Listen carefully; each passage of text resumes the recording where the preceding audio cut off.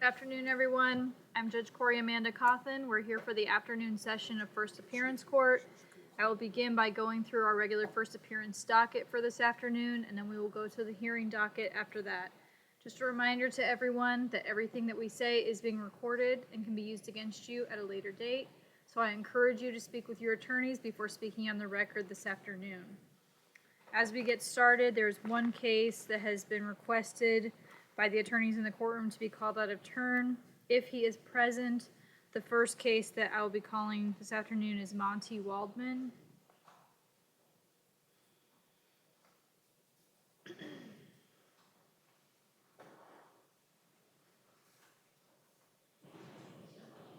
Thank you. Good afternoon, Mr. Waldman. Mr. Waldman, you're before the court this afternoon on 4 charges. Charge 1 is for a false report concerning the use of a bomb, explosive, or weapon. Count 2, intimidation or written threat to kill. Counts 3 and 4 are each separate charges for a false report concerning the use of a bomb, explosive, or weapon. I'll hear from the parties at this time. Your Honor, the state is going to be requesting bond in the following amounts. Okay. $75,000 per count. Well, Your Honor, additionally, I would like to advise the court that Mr. Waldman is currently out on bond, a $50,000 bond for aggravated battery with a deadly weapon. Ms. Goncalves, to my right, is present. She is the assistant state attorney in the case. The case is currently before Judge Siegel. He's scheduled for a status hearing tomorrow. Your Honor, if the court decides to take action sua sponte, and that if you revoke his bond and Mr. Waldman's held no bond, then the state would not have any additional requests at this time and would leave it for Judge Siegel to determine if there's a modification. I want to advise the court, because I think it's certainly relevant, the allegations in the aggravated battery case that Mr. Waldman struck the victim with his vehicle under the belief that the victim owed him money. As you can see, based on these allegations, that is a reoccurring pattern with Mr. Waldman. Also, these incidents are not the first in his history. In 2013, he was arrested for burglary of a dwelling with a battery, aggravated assault, and battery. Those charges were dropped. In 2006 in Broward, he was convicted of 2 counts of harassing phone calls. In 1998, he was convicted of aggravated fleeing and eluding, resisting with violence, battery against a law enforcement officer. Also, there was possession of cocaine, resisting without violence. He violated probation, was sentenced to 31 months in Florida State Prison. He had another battery with a criminal mischief, in 1996. I'm showing previous arrests, and I normally don't present the court with these, but I think they are relevant for the totality of the circumstances. 2003 in Palm Beach County, he was arrested for stalking and 5 counts of harassing telephone calls. Those charges were dropped. In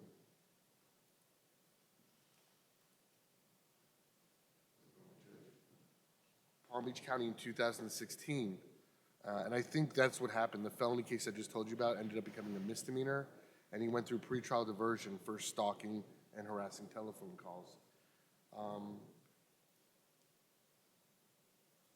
Your Honor, I can also advise the court. I spoke to Detective Brugman, who was present for the court just the other day, because his unit was handled this as well, the threat management unit, and their unit has concerns as well based on the allegations before the court. Case number that he's out on bond for? Case number that he's out on is 179805 CF10A. When was that arrest? It was the arrest was in 2017. June 27, 2017. And yes, Your Honor. And as I already stated, he had a $50,000 bond that was set and posted. Mr. Romero, do you want to speak? Your Honor, Pascal Chester on behalf of Mr. Waldman. Thank you, Mr. Chauncey. I represent Mr. Waldman currently before Judge Siegel in the aggravated battery with deadly weapon that has a status set for tomorrow. The status is actually a mental health status. There are serious competency concerns, As a matter of fact, that's what we'll be addressing tomorrow before Judge Siegel. So at this time, I would ask that Your Honor not to respond to revoke the bond.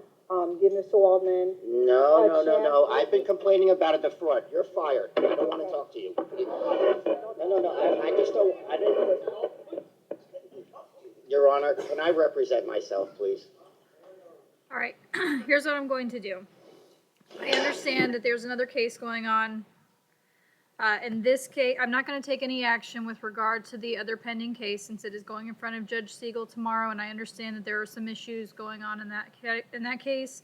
The case is before the court today. I am going to grant the state's request and set bond at $75,000 per count. Mr. Waldman will be seeing his division judge tomorrow on the other case. And for the record, in case I didn't say it, I do find probable cause with regard to the charges in the case before me today. Your Honor. Yes. And because I had mentioned if the court was not inclined to revoke, then I would ask to address, because I don't know what's going to happen tomorrow on the other case.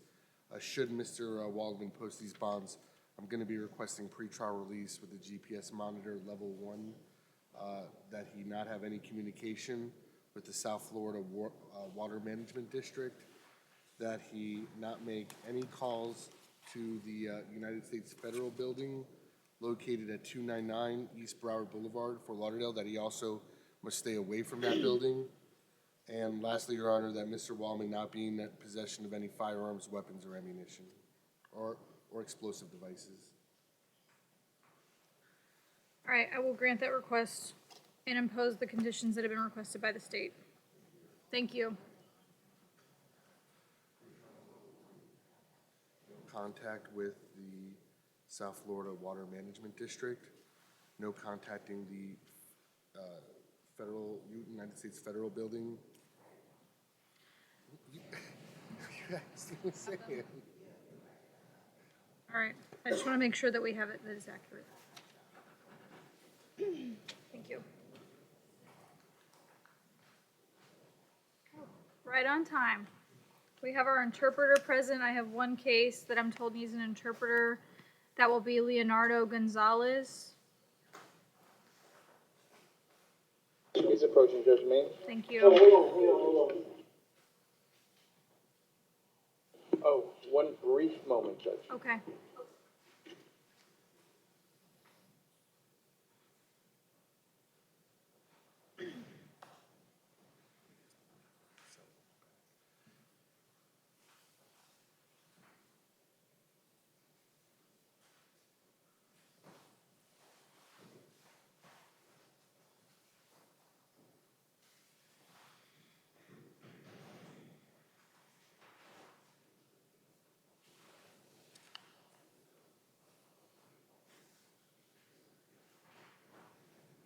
Just take the number down. He's approaching now, Judge. Thank you.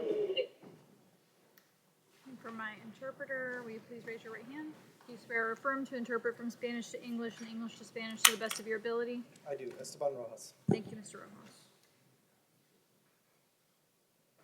Good afternoon, Mr. Gonzalez. Buenas tardes, señor González.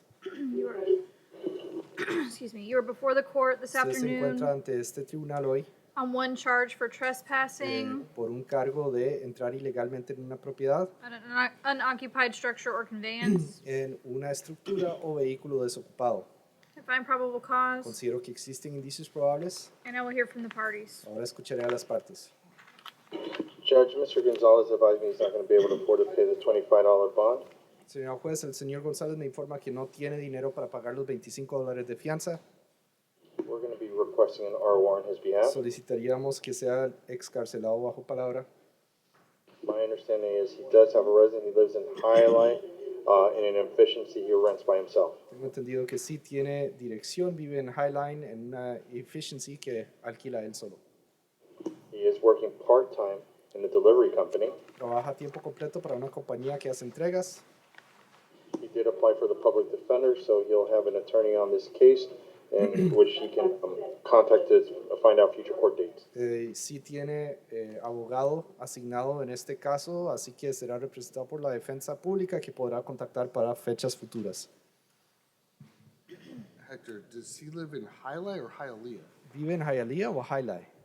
No, I believe he was trespassed from Highlight, which I told him he can't return but he lives in Hialeah, the city of El Hialeah. supuesto acto de entrada ilegal en una propiedad fue en Hialeah, pero vive en Hialeah.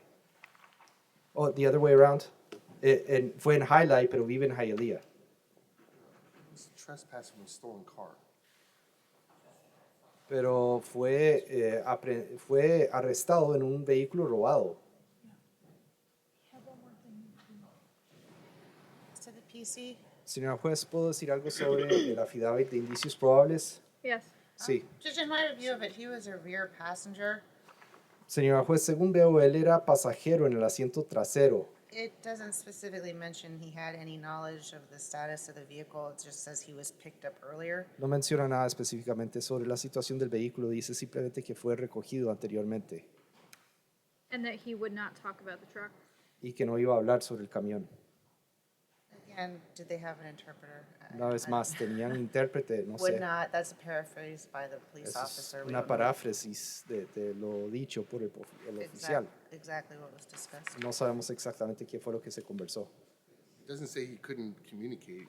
It says he stated he was picked up earlier. No dice que no se pudiera comunicar, dice que se fue recogido anteriormente. It just says he wouldn't talk about the truck. Simplemente que no quería, se rehusó a hablar sobre el camión. I appreciate the argument, but I am going to find probable cause. Entiendo el argumento, pero creo que existen indicios probables. Now, did we clarify that whether he has an address or what that address is? Ahora, aclaramos ya si tiene dirección o cuál es. Judge, he lives in Hialeah and he knows the address. Señora He can juez, provide it to the court. vive en Hialeah y él se sabe la dirección, puede dársela. There's a Miami address here, so I don't know if court notice is going to be going to that location. Bien, hay una dirección de Miami aquí, así que no sé si el aviso va a ir a esa ubicación.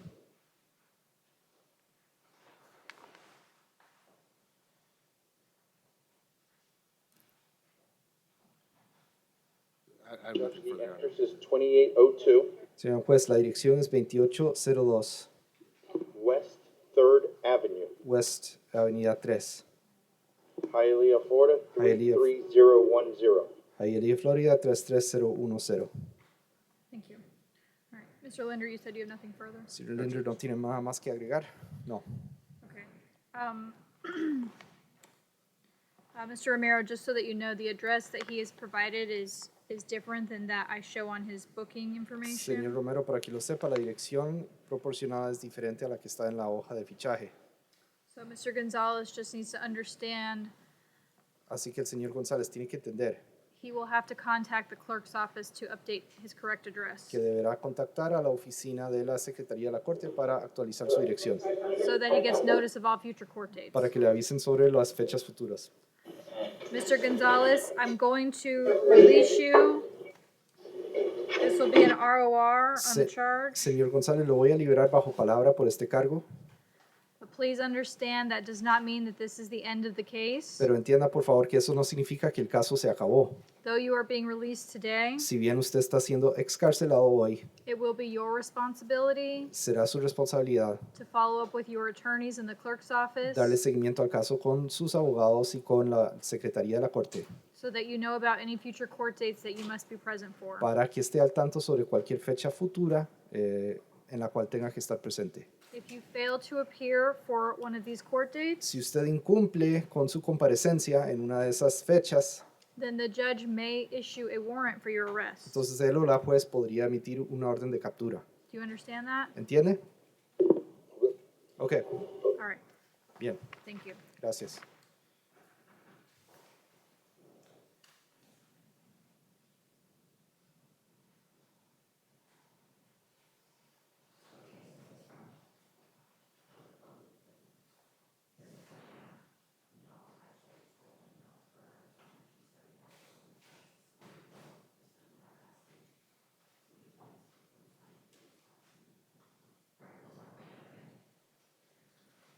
Old Botzik, Is that it for the Spanish, Your Honor? let me just make sure. Mr. Romero, is there anyone else at Maine that needs an interpreter? No one else here at Main, Judge. Okay, anyone at any of the other facilities?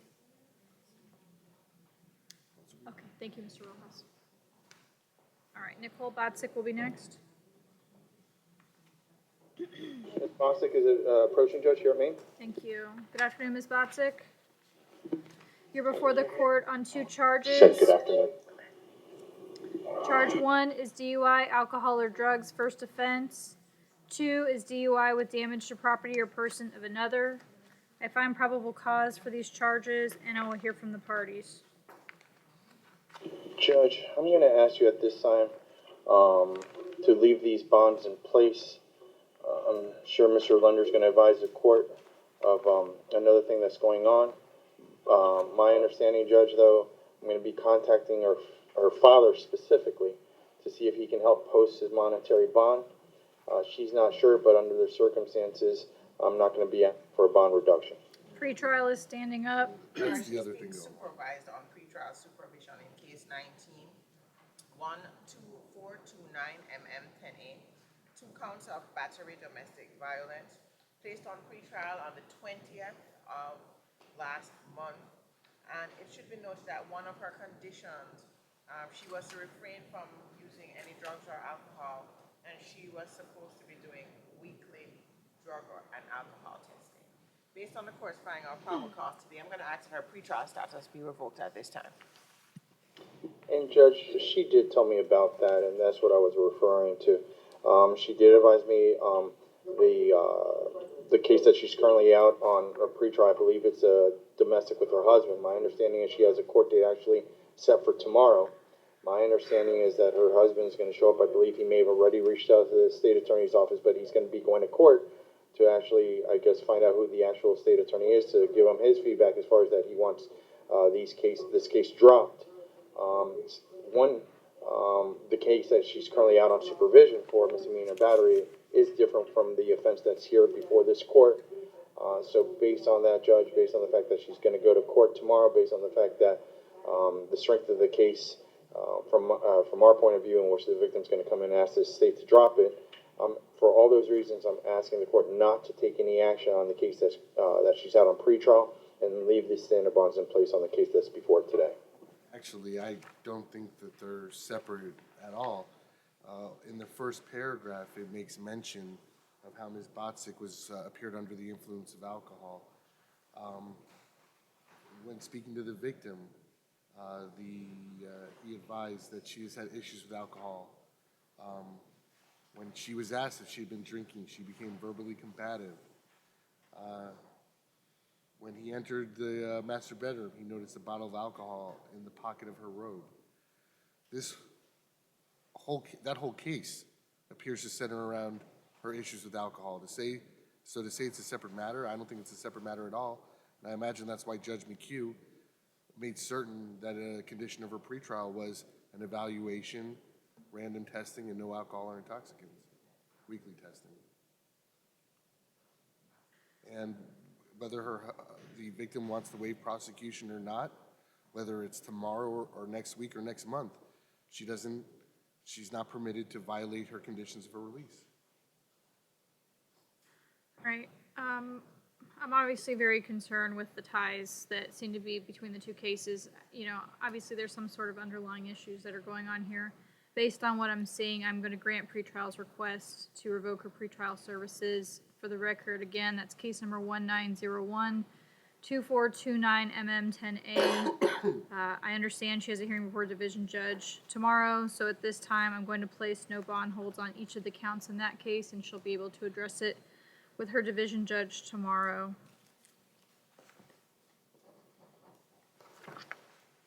Thank you. The standard bonds will remain in place on the case that's before me today.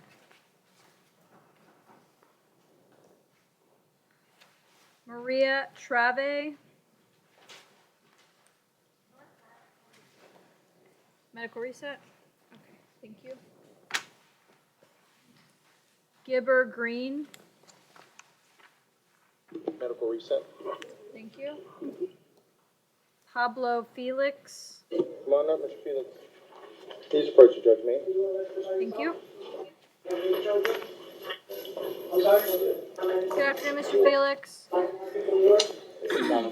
You're before the court on a charge. This is a traffic capias relating to a charge for operating with a suspended license. I find probable cause. I'll hear from the parties. Judge, I'm gonna ask if the court would consider releasing Mr. Felix on ROR1. The date of the KPS, if you see, it's a 2014 operating with a suspended license.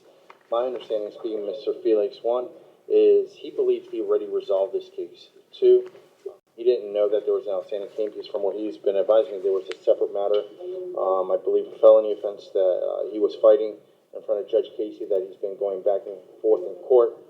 So my understanding is I believe he had court last week. As recently as last week, he was there, Judge. Certainly, if he knew about this from what he advised me, he would have shown up. But he believed this case was already resolved. Mr. Mayor, I apologize for interrupting you, but confinement has just confirmed to me that his bond has actually been posted in this case. They just told me. Sorry to waste the argument.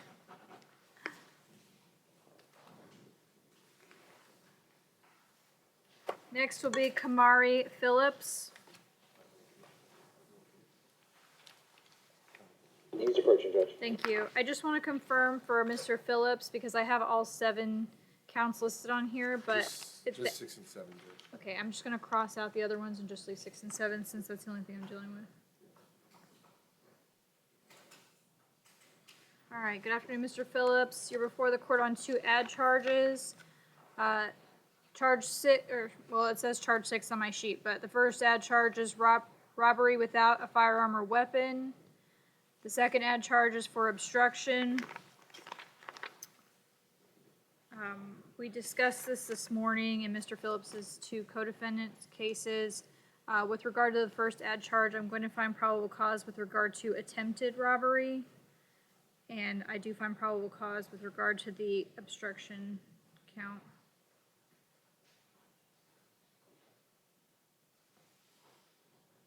You're not here from the parties. Your Honor, and Your Honor found probable cause for his 2 co-arrestees this morning for attempted strong-arm robbery. Set the bond at $3,000 for each of them. I'd ask for the same bond and no victim contact. That's Judge. All right, so the bond on the attempted robbery will be set at $3,000. There will be an order of no victim contact. Mr. Phillips, so that you understand, I don't know if you know this person or not, but no victim contact means no being in the same place at the same time, no phone calls, no text messages, no third-party contact, no social media. Do you understand that? Yes, sir. All right, thank you.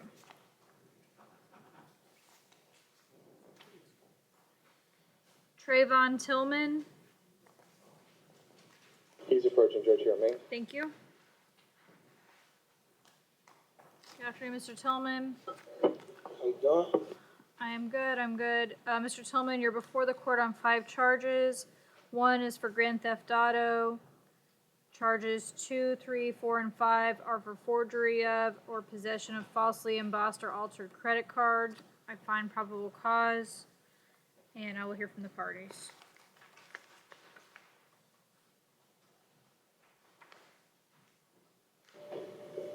Judge, nothing to answer at this time. Okay. Just All right. ask no return to the hearse at the airport in Fort Lauderdale. All right. All right, confinement, once again, has just advised me his bond has been posted. There is also going to be a no return order put in place, so that means no return to the Hertz car rental center that's at issue in this case. Mr. Tillman, you understand that? Yes, I understand you. All right, thank you very much. You gotta tell me before they make all their arguments.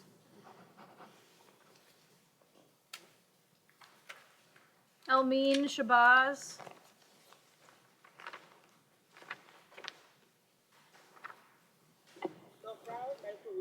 Thank you. You're welcome. Otis Thomas.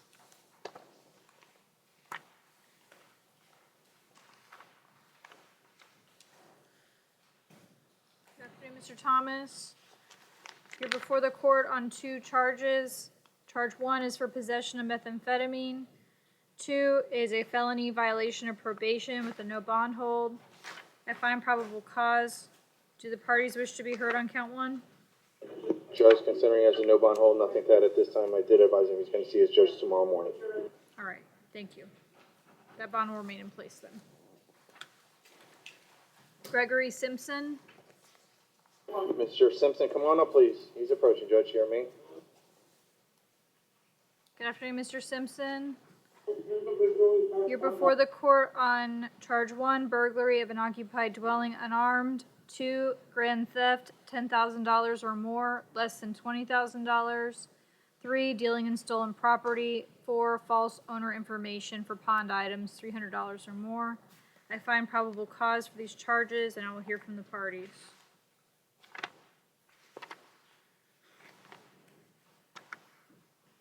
Mr. Romero, you want to go ahead and go? Judge, I'm going to be requesting a $4,000 bond on count 1 on Mr. Simpson's behalf. He's been here his whole entire life. He's 48 years old. He's working. He works at a local sports bar called Billy Jack's. He's a prep cook. Been there for about 1.5 years. He doesn't make that much, though. He advised me he gets paid bi-weekly, about $500 bi-weekly, so that's about $250 a week. Now, he lives in Fort Lauderdale with his mother and his sister. Both of them, he advised me, do not work. They're on disability, Judge. He did have an opportunity, I believe, to speak with his friends and family, and most, using the services of a bondsman, they're going to be able to afford what I requested, a $4,000 bond on count 1, and that's why we're requesting that amount, Judge. Your Honor, I'm going to be asking for a $20,000 bond for several reasons. One, noting that the home was occupied. It was occupied by the homeowner's daughter. Also noting the property took and the value of the property took, a $14,000 engagement ring. And I would also note, while he is charged with grand theft between $10,000 and $20,000, that has the same convenience bond that a grand theft between that $750 to $5,000 would have. So there's no bond set at this moment to take into consideration the value of the property he stole. I would also note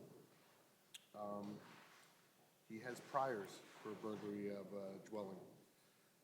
He has a 2012 possession of cocaine. He violated probation. 1994 delivery of cocaine. 1992 burglary of a dwelling, dealing in stolen property. He was sentenced to 15 years in Florida State Prison. Before that, I see 4 other convictions for burglaries of dwellings and another conviction for dealing in stolen property. It is also concerning in this case that he was placed in a position of trust, that he was at the home.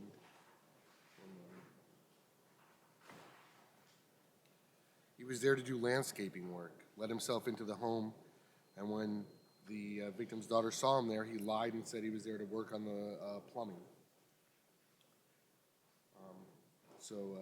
There is concern for, and frankly, when there's a burglary with someone's in the home, the safety concern goes past just the mere concern for the property of people, but also their personal safety as well. All right. Bond on count 1 will be set at $15,000. There will also be a no victim contact order and a no return order. Mr. Simpson, that means no being in the same place at the same time, no phone calls, no text messages, no third-party contact, no social media, and you are not to return to the location that this allegedly occurred at. Do you understand that, sir? Yes, ma'am. Thank you.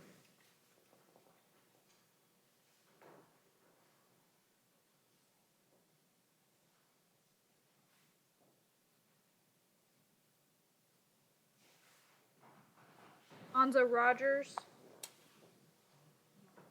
Mr. Rogers, come on up, please. You can approach the judge. Thank you. All right, good afternoon, Mr. Rogers. For the record, you're before the court on count 1, driving while license suspended, 3rd or subsequent offense. 2 is no tag light, that is not for magistrate. 3 is for having an expired tag, that is not for magistrate. 4 is for failure to present proof of current insurance. I find probable cause, and confinement has confirmed that your bond has been posted.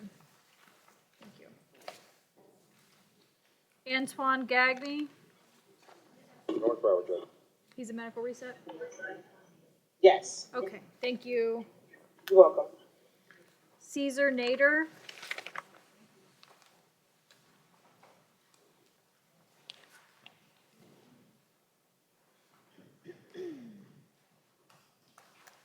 Good afternoon, Mr. Nader.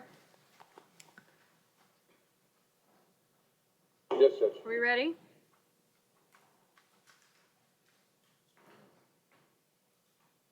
Mr. Nader's here, Judge. Okay, all right. Mr. Nader, you're before the court this afternoon on 3 charges. Count 1 is for fleeing with disregard for safety to persons or property. 2, attaching a registration or license plate not assigned to a vehicle. 3 is a felony probation violation, which has a no bond hold. I find probable cause for these charges. I do see that Mr. Nader has a hearing before his division judge on the VOP tomorrow. I will hear from the parties as to count 1. Your Honor, I'm requesting a $10,000 bond, first noting that he is on probation. He was just put on 4 years probation November 20th of last year for a firearm offense. He has a prior, actually he went to state prison from in 2016, fleeing and eluding with a grand theft auto, a year and a day state prison.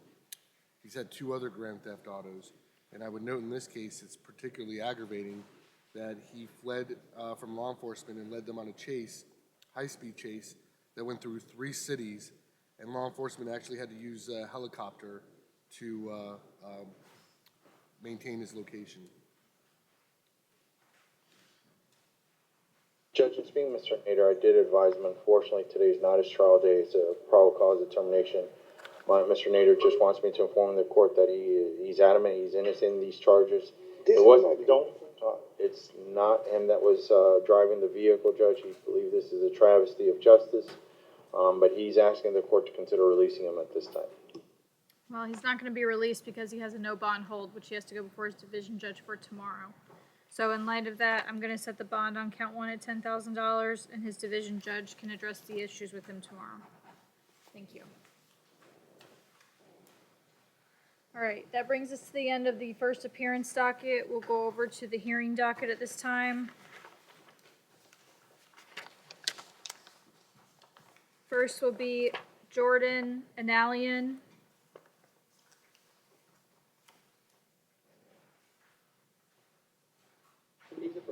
Thank you.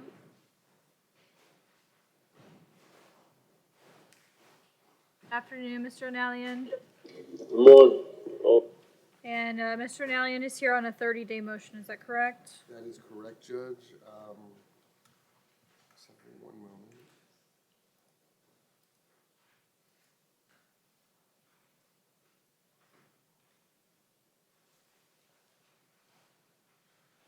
Your Honor, I have no objection to him being ROR'd on this charge. The charge is going to be filed as a misdemeanor. So he just has to be mindful that there will be a misdemeanor petty theft case connected to this. Is there anything else holding him? Checking that right now. My understanding, Judge, he had a VOP, but I'm assuming he was released on pretrial. So now that this is no longer going to be holding him, he's going to be on pretrial on his The answer is VOP. nothing else is holding him. Okay. All right. So, Mr. Analian, based on the information that's been presented, you are entitled to an ROR, but there's a couple things that I want you to know. Number 1, even though you are going to be released, that doesn't mean that that's the end of the case. As you heard Mr. Linder say, it looks like they're going to be filing a misdemeanor case in this matter, which means that it will be your responsibility to keep in contact with your attorneys in the clerk's office to follow up with any future court dates that you need to be present for. Do you understand that? Yes, ma'am. All right, thank you. Good luck. Next will be Renard McLeod. Conti? Conti. Thank you. Yes, Your Honor. Thank you. Is this a 30-day motion? It is, Your Honor. All right, good afternoon, Mr. McLeod. Hey, how you doing? I'm well. Okay, what's going on in Mr. McLeod's case? And information has been filed. As a matter of fact, the jail has already updated the charges that were filed and any bond issues. Mr. McLeod also has no bond holds and other bonds in addition to this case. All right, so Mr. McLeod, what they're telling me is that since these charges have been formally filed, your next step is going to be to go before your division judge for an arraignment hearing on these charges. All right? Good luck to you, sir. Kevin Easton.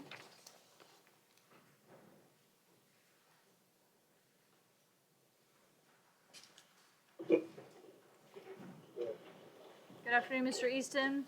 Good afternoon. afternoon. All right, Mr. Easton's here on a 30-day motion. What's going on? Yes, Your Honor. Your Honor, an information has not been filed at this time, so Mr. Easton is entitled to an ROR. The only request, Your Honor, that the state would make is if you could advise. Your Honor, could I have 1 moment, please? If we could put this on a brief recall. Mr. Easton, I'm going to call you back up in just a moment. I'm going to go to the next case and then I'll bring you back in. They just need a minute to prepare. Okay. All right, next will be Cameron Hobdy. North Broward Medical Reset. Thank you.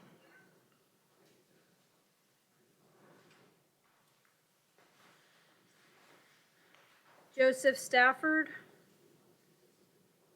North Broward. Thank you. All right, good afternoon, Mr. Stafford. Good afternoon. All right, Mr. Stafford is here on a second look. And his bond is currently set at $1,000. Ms. Chase, what do you want to tell me? Judge, I did speak to his boss, Mr. Kevin Prue, at his request. He indicated he was going to do his best to try to bond him out.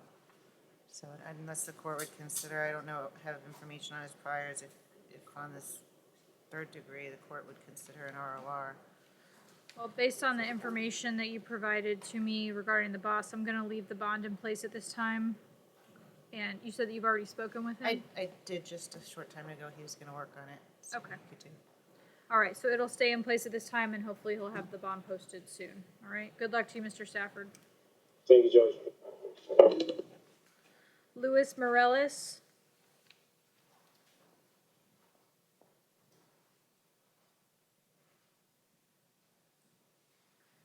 Which facility is Mr. Morellis in? Oh, okay.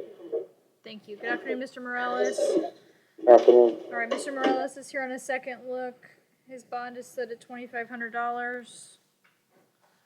Judge, as you can see, he's still here in custody. Initially, when he appeared before you, I believe it was Monday afternoon, he declined the services of public defender. He proceeded pro se.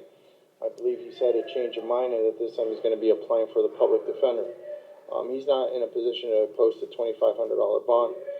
My understanding, he's been here his whole entire life. He's 40 years old.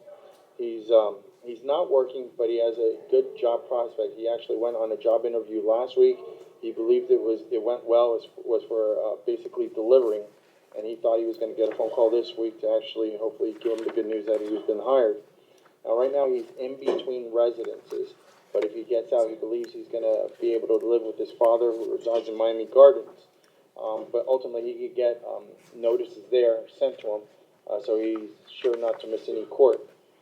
Judge, considering that this is a non-violent offense, I don't know. I mean, if probably the PD said if he elected to go with this on Monday, we probably would have made a PC argument as far as with the intent. I don't know if it should have been simple possession, but because of the totality of circumstances, I know that the court found probable cause. I'm asking him to be released under pretrial release on this case. Mr. Linder.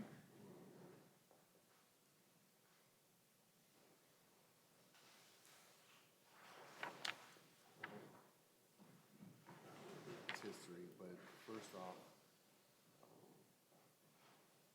as far as Mr. Romero's argument about attacking the PC, considering that Mr. Morellos was in possession of 9 separate baggies that, based on the officer's experience, were put together for individual packing, it does not appear that this is a personal use situation.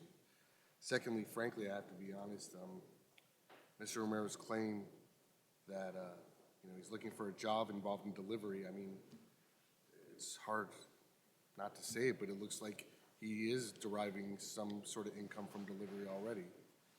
I'm checking his history in the statewide clerk system. Let's see.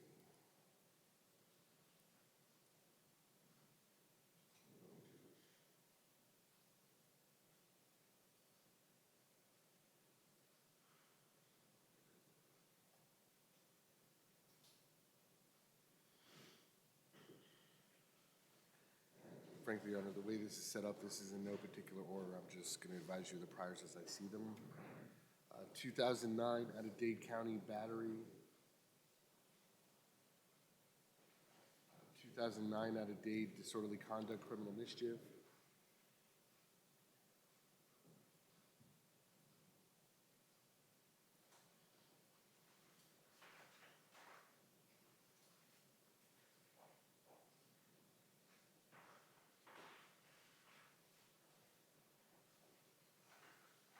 There, where you deliver a vehicle, only 9 out of Dade.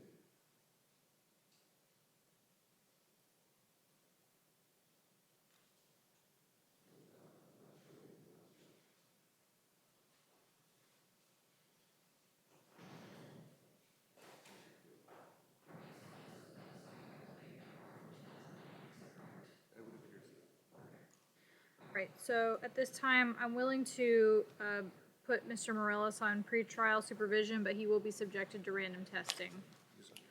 So, Mr. Morellis, there's a few things that you need to know.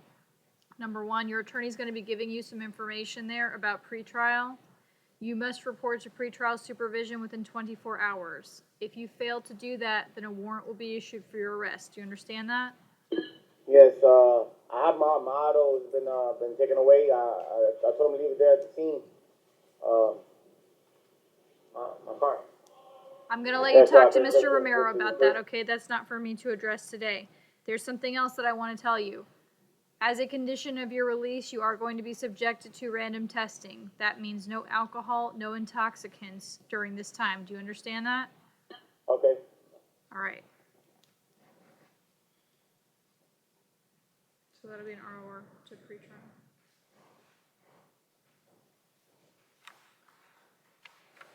Next will be Donna Clem. Thank you. Thank you.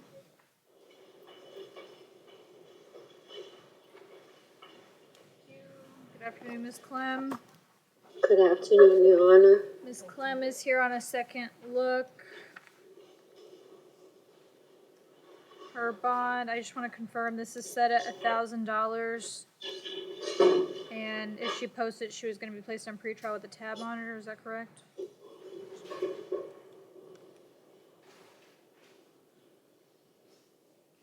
right. Judge, I did speak to her. I know she's been in custody for a couple days now and hasn't been able to post a bond. I'm not quite sure, if she's going to be monitored by pretrial, has a valid address. I would ask the court to consider ROR. That was the request that was made at her first appearance, and Your Honor, the state frankly asked for a much higher bond considering it's her 4th DUI. I mean, I think she got a huge break from the court having the bond set at $1,000 on a 4th DUI to begin with. Excuse me. Yes, Don't Ms. talk Clem. about the facts of the case or what happened. I don't understand what's been going on because they told me when I got in here I didn't have a pocketbook. Ms. Clem, I was going to address that in just a second. I couldn't post my own bond. Today I've been being told my purse is somewhere around here. Okay, so here's what I will do, and I assume this is what Ms. Chase was just going to ask me for. I'm going to sign a property order, which will allow you to access your purse and your personal property that's there at the jail. But I believe we had this come up in a hearing last week. Since she's at Paul Ryan, I think they can only self-bond at the main jail, which means that she'll have to be transported to Maine to do that. Is that correct? For my deputy that's there at Paul Ryan, could you just come confirm that for me? Because I know I had this issue, and I think it might have been with Paul Ryan last week. That's what I was going to ask.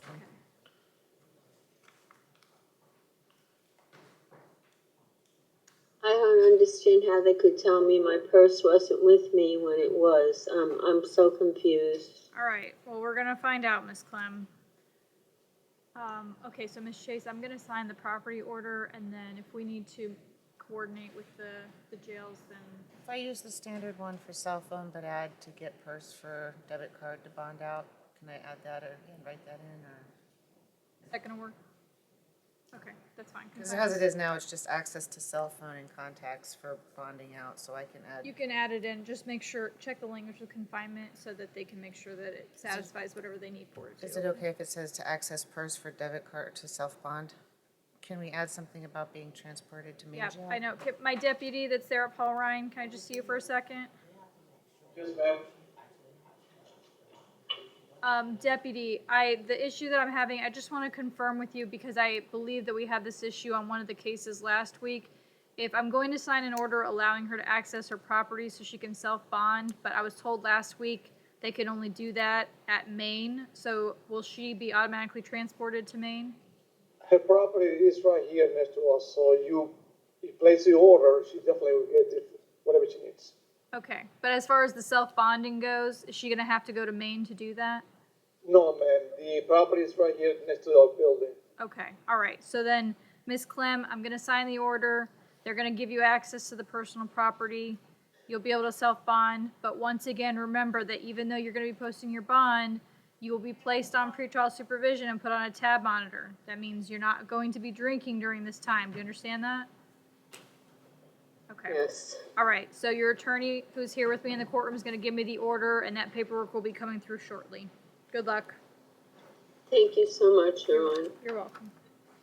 All right, are we ready to go back to Mr. Easton's case? Just need one moment, Your Honor. I've got to call the case filer, if that's okay with Your Honor.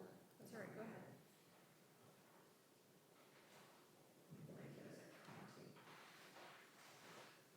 Mr. Easton at Conti. Yes, Judge. Okay.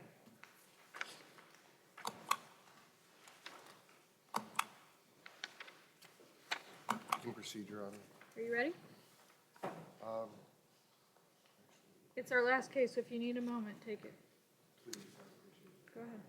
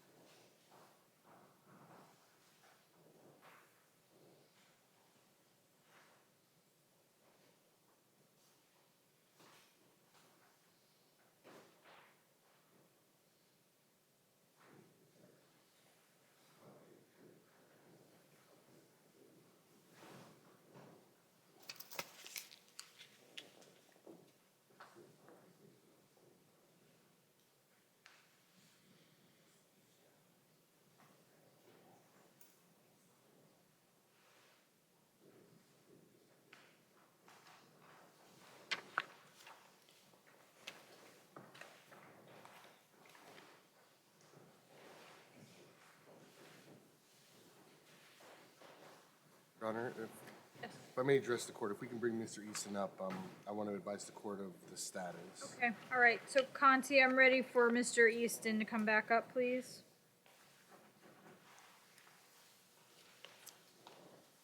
So, All right, hi, Mr. Easton. Okay, so go ahead, Mr. Linder. Your Honor, the state has e-filed the case. We just haven't gotten the filing number back from the e-filing at the clerk's office yet. So what I would ask, whatever the court is more comfortable with, if the court and the defense is comfortable with my representation that we have e-filed it, we just haven't gotten the e-filing number, then that's fine. If not, I would just ask if we could put this on recall while we await the e-filing number. It shouldn't be much longer, but I don't have control over, obviously, the clerk's office. I mean, I don't necessarily dispute what the state's saying. I just don't see anything in Odyssey, so It won't be an Odyssey. Right. They don't update Odyssey like that. What happens is we file it, it kicks back an e-filing number. It doesn't automatically put into Odyssey. Someone else at the clerk's office has what to. charges were filed? I'm sorry? What charges were filed? If there were any change of charge, add charge? I can tell you, the strangulation was filed as an aggravated battery. The strangulation was filed as presented. The aggravated battery, instead of bodily harm, was filed as a deadly weapon, and the carry and conceal firearm was down-filed to carry and conceal weapon. It wasn't a firearm, I believe it was an axe. Yeah, and I'm It sure we wasn't took care of actually a that. firearm, yeah. That's why we filed that way, I'm sure. Okay.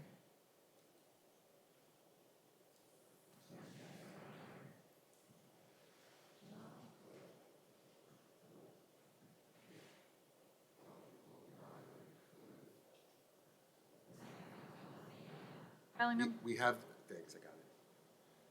Yeah, no, thank you. We have the e-filing number for the record. It is 102-424-564. That is the confirmation number from e-filing at the clerk's office that they've received the information. Right, so Mr. Easton, since they have just confirmed that the charges have been formally filed, that means that your next step will be to go before your division judge for an arraignment hearing, all right? Good luck Yes. to you. Good luck to you, sir. Thank you.